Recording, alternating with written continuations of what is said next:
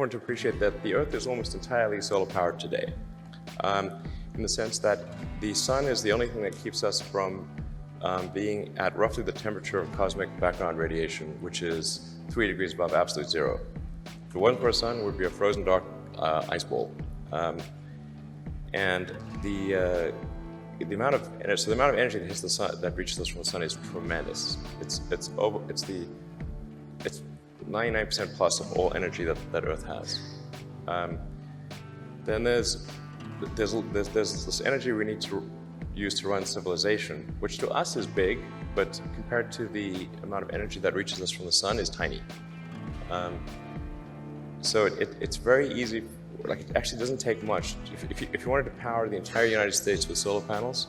Our dependence on fossil fuels has led to environmental degradation and a looming energy crisis. In a recent announcement, Elon Musk warned that if we don't transition to renewable energy sources, we'll face a future of energy scarcity and environmental disaster. To address this problem, Musk and MIT engineers revealed a new, special type of solar energy that uses advanced technology to capture and store the sun's energy more efficiently. This breakthrough could transform the way we generate and consume energy, reducing our reliance on fossil fuels and ensuring a sustainable future for generations to come. So, what makes this new type of solar cell so special, and why is it considered the renewable energy source of the future? Let's find out in today's episode of Tesla Car World. Welcome back to the channel, friends. Before we begin, please show your support by subscribing if you haven't already and ringing the bell so you won't miss out on any of our interesting videos in the future. Now, let's get started with today's content. Using fabrics to make clothes or making handicrafts is familiar to us,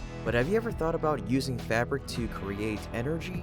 We proudly proclaim that this new innovation is the pinnacle of clean energy technology. MIT engineers have developed ultralight fabric solar cells that can quickly and easily turn any surface into a receptacle for solar energy. But what goes into the making of ultralight fabric solar cells? Ultralight fabric solar cells, also known as textile solar cells or photovoltaic textiles, are a type of solar cell technology that can be integrated into fabric materials. Ultralight fabric solar cells were first invented in the late 1990s by a team of researchers at the Massachusetts Institute of Technology, or MIT. The team, led by Professor Vladimir Bolovic, developed a method for printing thin film solar cells onto a variety of materials, including fabric. Since then, researchers around the world have continued to refine and improve this technology, with the goal of making it more efficient,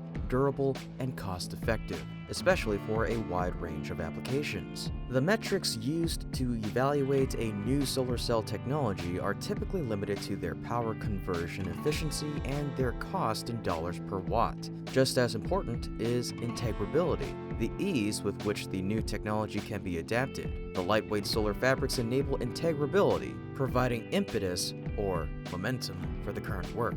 We strive to accelerate solar adoption, given the present urgent need to deploy new carbon-free sources of energy, says Vladimir Bolovic, the Faribor's Massey Chair in Emerging Technology, leader of the Organic and Nanostructured Electronics Laboratory, or OneLab, director of MIT.Nano, and senior author of a new paper describing the work.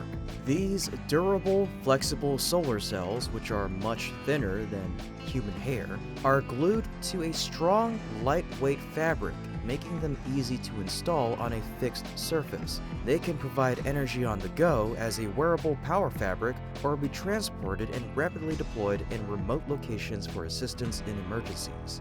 They are 100 times lighter than conventional solar panels. They generate 18 times more power per kilogram and are made from semiconducting inks, using printing processes that can be scaled in the future to large area manufacturing. And because they are so thin and lightweight, these solar cells can be laminated onto many different surfaces. For instance, they could be integrated onto the sails of a boat to provide power while at sea, adhered onto tents and tarps that are deployed in disaster recovery operations, or applied onto the wings of drones to extend their flying range. This lightweight solar technology can be easily integrated into built environments with minimal installation needs. Just think, you'll drive in a Model Y and the battery power is provided by a cloth attached to the body. Amazing, isn't it? But how exactly does this type of solar cell work? And what is it based off of? More importantly, who invented them? Ultralight fabric solar cells work in a similar way to traditional silicon solar cells, but they are made of different materials that allow for greater flexibility and portability. The most common type of ultralight fabric solar cell is based on a thin film solar cell technology, which involves the deposition of semiconductor material onto a flexible substrate. This semiconductor material is typically made of compounds such as copper, indium, gallium selenide, or SiGs, or otherwise cadmium telluride, or CdTe, which are less efficient than traditional silicon, but can be made into thin, lightweight films that can then be attached to a variety of surfaces. When light hits the surface of the UFSC, it excites the electrons in the semiconductor material, causing them to flow through a circuit and generate electricity. This electricity can then be stored in a battery or used to power electronic devices. Here are a few comparisons of the aspects of ultralight fabric solar cells and conventional solar cells so that you have a more intuitive impression. Conventional solar cells tend to have a longer lifespan than ultralight fabric solar cells. Silicon-based solar cells can last for 25 years or more, while thin film ultralight fabric solar cells may have a lifespan of around 10 to 15 years. However, the lifespan of both types of solar cells can be affected by environmental factors such as temperature, humidity, and exposure to sunlight. But what about the price? Conventional solar cells are generally more expensive than ultralight fabric solar cells. However, the cost of solar cells can vary depending on factors such as the type of technology used, the manufacturing process, and the size of the system. And how about the safety rating? Both types of solar cells are generally considered safe for use, but there are some safety concerns that can arise. Conventional solar cells may contain toxic materials such as lead or cadmium, which can be hazardous if not handled properly. Overall, conventional solar cells are generally more efficient and longer lasting than ultralight fabric solar cells, but they are also more expensive and less versatile in terms of their installation. Ultralight fabric solar cells are more flexible and portable, making them ideal for use in portable applications such as outdoor gear and clothing, but they not be as effective at generating power as traditional solar cells. How do you feel about the ultralight fabric solar cell? Do you believe it can surpass conventional solar panels to dominate the energy industry? Let me know your thoughts in the comments section down below. Given that the Chinese population is so concentrated along the coast, once you go inland, the population in some cases is remarkably tiny. So you could easily power all of China with solar. Tesla's solar panels will cost $2.21 per watt compared to 8 cents for Chinese solar panels, representing a 37% price advantage for a Chinese exporter. Moreover, this country is implementing a special project that could dominate the solar energy industry. So, what advantages does this groundbreaking project have over Tesla's solar? I mean, China's environmental policies are way ahead of the US. Like, their mandate for renewable energy far exceeds the US. I think sometimes people are under the impression that China is either dragging their feet or somehow behind the US in terms of sustainable energy promotion, but they're by far the most aggressive on Earth. It's crazy. Floating solar farms are gradually gaining strength and becoming an option in the commitment to renewable energy. Floating solar across the world generated about 1,600 megawatts of electricity, but it is estimated that the number will reach 4,800 megawatts by 2026, with a compounded annual growth rate of 33.7%. Huaneng Power International, or HPI, has completed the world's largest floating solar project in Dezhou, Shandong, an eastern Chinese province on the Yellow Sea. The 320 megawatt project is the largest floating solar farm to come online. After the project is put into production, it is estimated to provide 550 million kilowatt hours of clean electric energy annually, saving 168,000 tons of standard coal and reducing 553,000 tons of carbon dioxide. As I mentioned before, Tesla's solar price is about $2.21 per watt and also tends to decrease due to the development of new technologies, while the price of a Chinese floating solar panel is 8 cents per watt, 27 times cheaper than Tesla's solar in Texas. In the market, the price to install floating solar is about 10% to 15% higher, but floating solar has lower operation and maintenance costs. Although activities like accessing floating panels that are located away from shore or performing preventative maintenance of anchors and mooring lines require additional costs, these additional costs are compensated by the elimination of the cost of maintaining fencing as well as the lack of vegetation, which is often applied in terrestrial solar to keep the panels cold. The lower cost of solar materials and state-backed banks providing friendly financing terms in China's solar industry has also helped decrease the cost of floating solar technology. Floating solar can be up to 15% more efficient than terrestrial solar due to the cooling effect of the water. It's an emerging technology where solar panels are mounted on floating structures and placed on natural or man-made water bodies. The electricity generated is then transmitted to electrical equipment on shore via underwater cables. Existing transmission systems in hydropower facilities can be utilized to store and distribute the electricity generated from the floating solar arrays. At some large hydropower plants, covering just 3 to 4% of the reservoir with floating solar could double the capacity of the plant. The 200-watt Tesla solar panel generates 180 watts, while floating solar can generate 250, which means its efficiency is relatively high compared to ordinary photovoltaics. It's one of the major reasons that this technology is being favored by nations. Solar panels, like other electrical equipment, operate more efficiently when kept cold. The benefit of floating solar is the natural cooling effect of water. Solar panels work more efficiently in colder temperatures because of water's evaporative cooling effect. Liquids zap away heat from surface water when it escapes as vapor, which chills the water down even more. Higher temperatures results in lower power outputs. Thus, the effectiveness of a solar panel decreases as the temperature rises, which can be problematic for property owners who want to install solar panels in a hot, sunny region. For comparison, the efficiency of most land-based solar panels ranges from about 15 to 20%. If a solar panel that can perform with an efficiency of 20% reaches a temperature of 45 to 55 degrees centigrade, its efficiency drops down to the range of 18 to 18.8%, or the range of 17 to 18.2% respectively. Seeing that land-based solar panels do not function at their full potential, scientists have come up with an idea of using water as a coolant to maintain the temperature of solar panels at a lower level, preventing the loss of energy due to high temperatures. But what about the lifespan of China's floating solar power? Tesla's solar panels have an average lifespan of about 25 years, but floating solar panels can only last 10 years. A floating solar panel plant consists of a solar module, anti-rust material, vertical and horizontal frames, buoyancy body, inspection footrest, and module mount assembly. The floating structure is made from magnesium alloy coating, which is highly resistant to corrosion. Even floating solar panels are built to be waterproof to withstand rain, but exposure to water 24/7 might have an adverse effect on the panels. Any panels that break would be exposed to more damage from water. Moreover, equipment rust can affect their performance and increase maintenance costs, especially in salt water.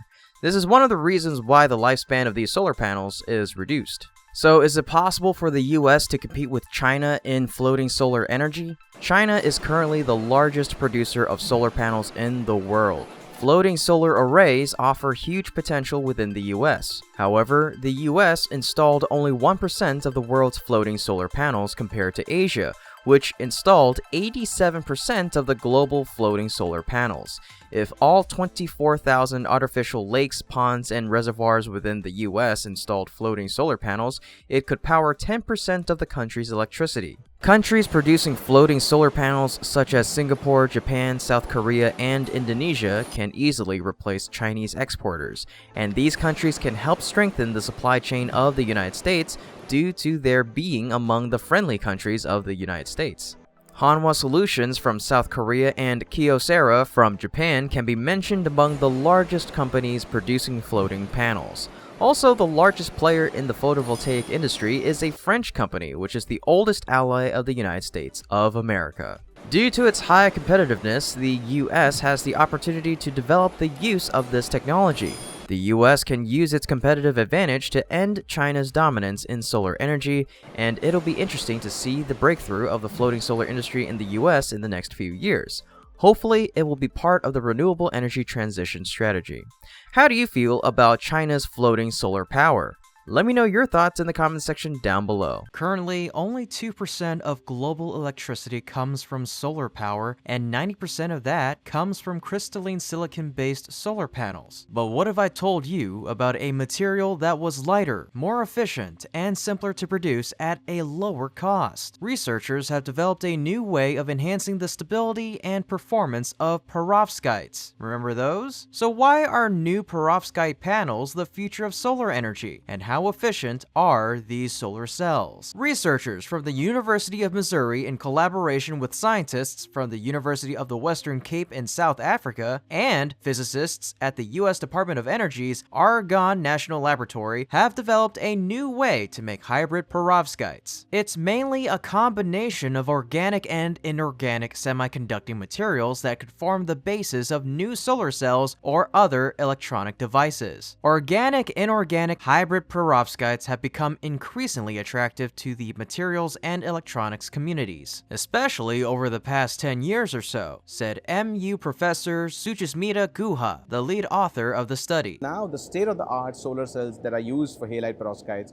Guha and her collaborators improved the methods for making lead halide perovskites. Previous techniques for making these thin film perovskites required liquid processing using solvents, which rendered the films susceptible to degradation when exposed to air. Additionally, with this prior manufacturing process, one of its molecules undergoes a change to its structure, causing performance limitations in real-world operating conditions. With this new technique, the researchers were able to prevent the change, holding the affected molecule in a stable structure throughout a large range of temperatures. Additionally, the new technique rendered the perovskite air stable, making it appropriate for a potential solar cell. Still, price is something we should all consider carefully. That being said, will it be cheaper than a Tesla solar panel? Solar panels may now be made with perovskite sheets that cost only 25 cents per square foot, making the technology commercially viable. It's 105 times cheaper than Tesla solar panels. The cost of the solar panel per square foot of this system is $26.15 per square foot, which is notably higher than the $21.85 per square foot that Tesla said would be what most homeowners can expect to pay. How much energy can you get from sunlight in the form of percentages? That said, perovskites can harvest a wider range of light, including high-energy blue photons, whereas silicon can only absorb red light. Within the past few years, the efficiency of these perovskite-structured hybrid compounds has skyrocketed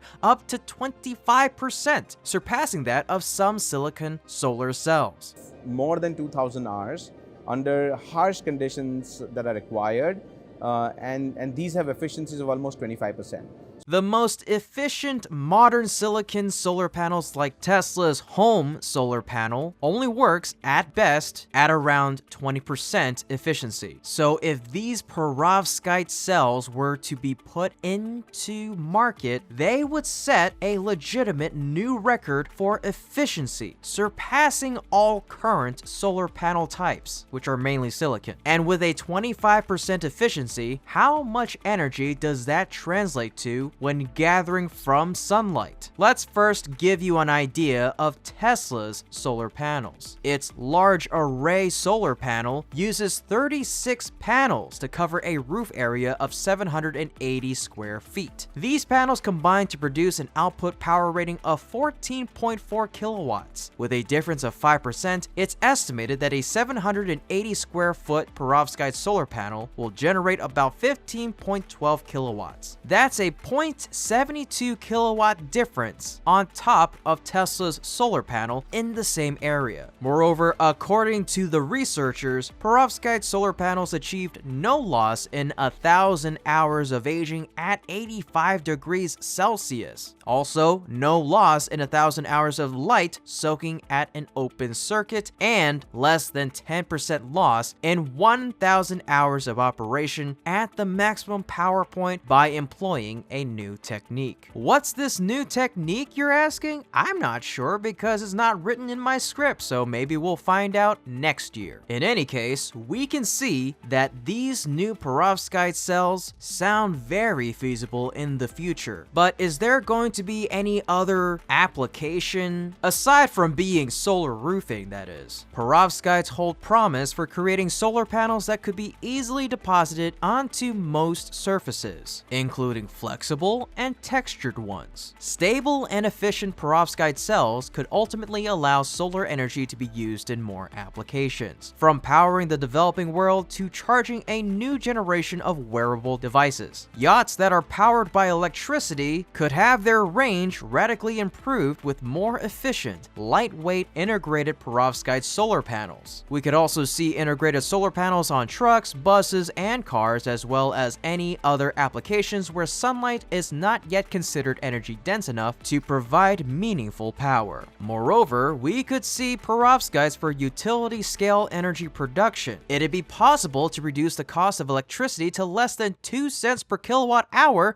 if they could create a 30-year-long perovskite module. Preventing the phase change seems to be the key to ensuring improved device performance, Guha said. By maintaining a stable structure throughout the operating temperature window, we show the way to an improved and potentially useful perovskite. So when is this breakthrough of solar technology going to be available on the market? This research used resources from the Advanced Photon Source, a U.S. DOE Office of Science user facility operated for the DOE Office of Science. You're probably wondering, what the heck did he just say? Well, I don't know either, but let me tell you what Professor Guha said. It took people 40 years to double the efficiency of silicon. Perovskite caught up with silicon in just 10 years. The technology is proven, and the future is bright for solar energy, pun intended. However, the future is still a few years away before this technology is ready to be mass-produced and introduced to the public, but we still hope it will come out in 2023. I imagine that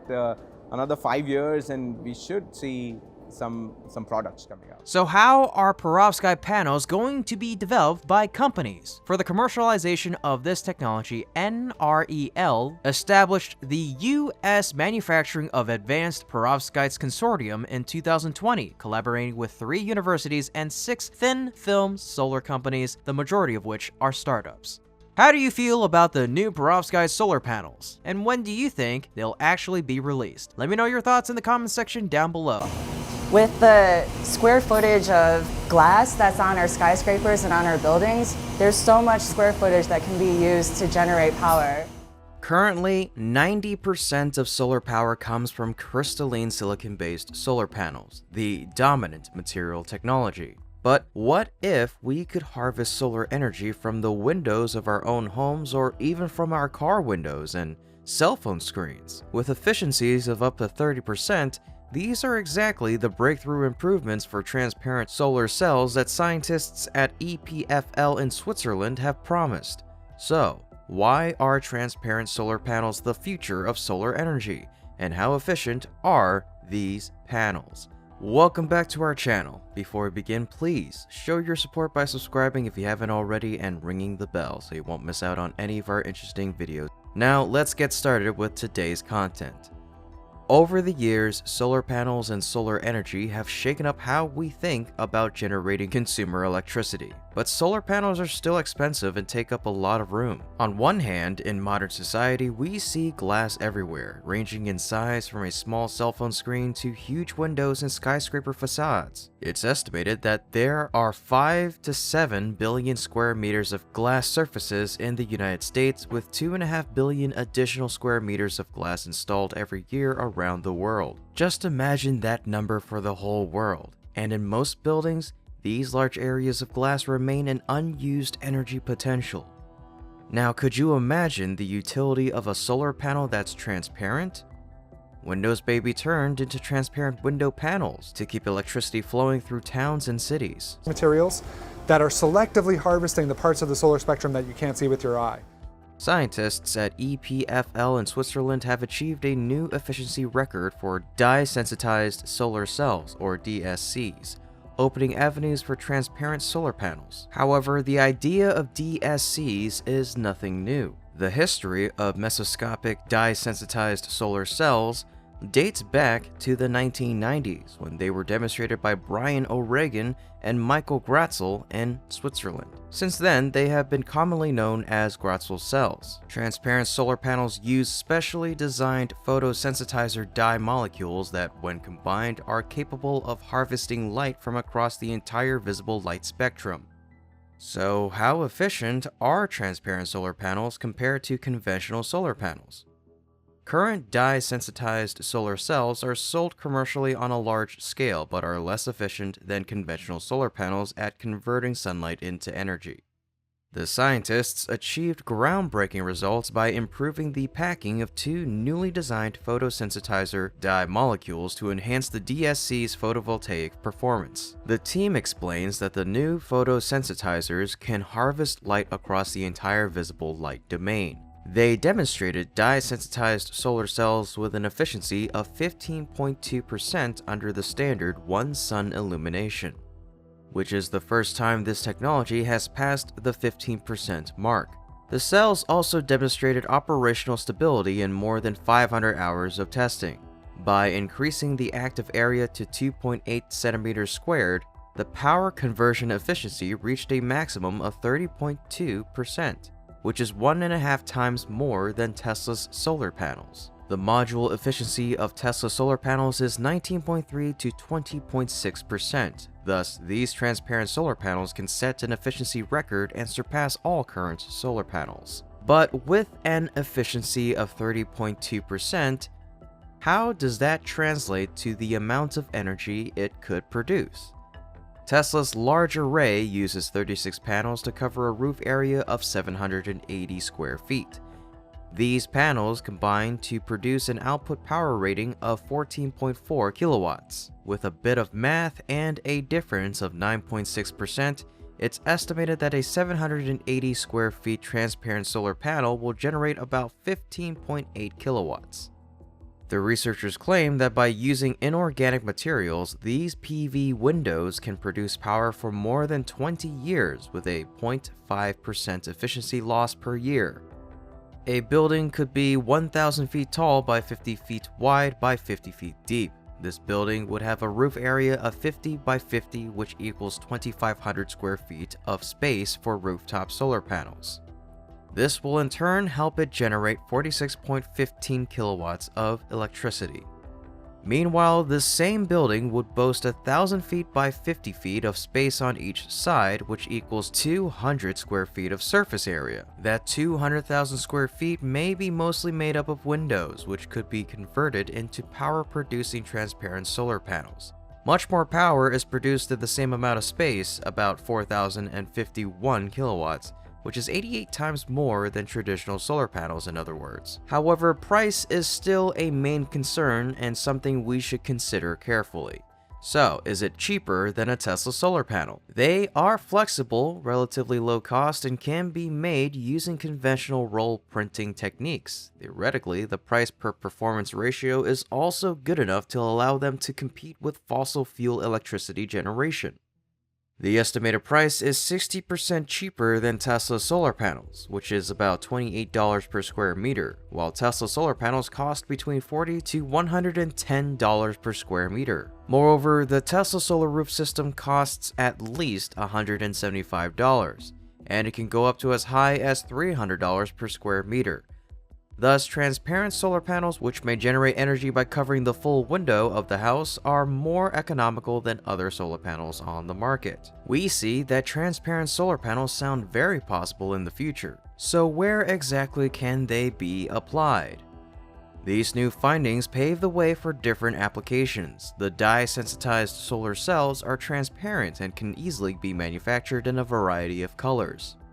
The first commercial applications are already being realized, with dye-sensitized solar windows installed in the Swiss Tech Convention Center. A great application of partially transparent solar panels is in office buildings where the sunlight is intense, so the panels are installed in order to reduce the amount of sunlight that goes into the building while designing windows and skylights. Because they are lightweight and flexible, they are also suitable for use in portable electronic devices. They can impact our lives by charging mobile devices with a glass component, a car that could potentially charge itself while driving or parked outside, and perhaps powering greenhouses that could use affordable electric heat. Our findings pave the way for facile access to high-performance DSCs and offer promising prospects for applications as power supply and battery replacement for low-power electronic devices that use ambient light as their energy source, said the EPFL researchers. How do you feel about transparent solar cells? Do you think we'll see transparent solar on most of our buildings, cars, laptops, and even smartphones in the future? Let me know your thoughts in the comments section down below. We sincerely thank you for watching and for all of your support of our channel. As always, if you enjoyed our video, please leave us a like, share the video, subscribe to the channel, and ring that bell to stay up to date on exciting developments in the world of EVs and green technology. Once again, we thank you so much and we hope to see you again next time. Until then, take care and be safe. As